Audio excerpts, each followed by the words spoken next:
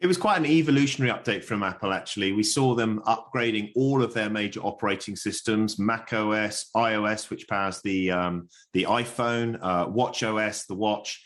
We didn't hear anything about TV. We didn't hear anything about future plans for virtual reality. But the big news also was the continuation of the development of the Apple Silicon platform, which is powering their range of MacBooks and Macs. And they saw the announcement of the M2 chip and two new devices, the brand new MacBook Air and the MacBook Pro.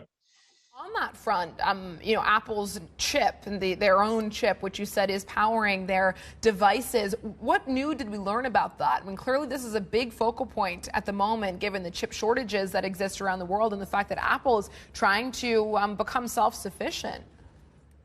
Well, they didn't talk about shortages, but there is a suspicion that perhaps, even just getting the new devices ready to ship the M2 chip was a challenge. So maybe they came a little bit later than expected.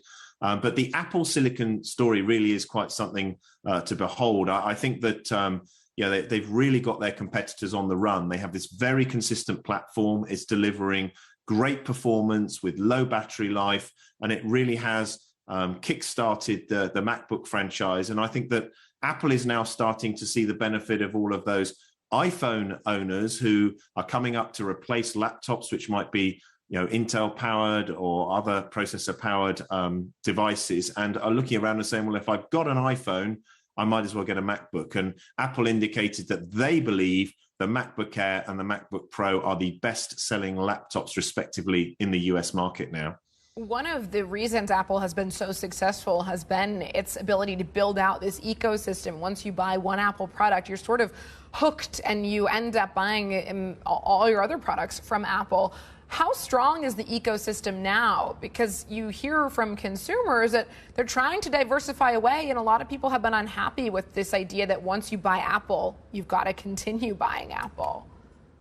I think there is some rumblings of people being unhappy, but the evidence and all our research shows that actually once you get into the kind of Apple ecosystem, it's very difficult to leave, particularly if you have multiple devices. So if you have the phone and the watch and then maybe a MacBook or an iPad or whatever, it's such a compelling experience that they really are winning on that basis. And it's notable that rivals, for example, Samsung, who are still the largest mobile phone maker by volume, are working really hard on their ecosystem story as well and trying to enhance how their phone and watch and tablets and PCs work together as well. But no question that Apple has put itself into a formidable position.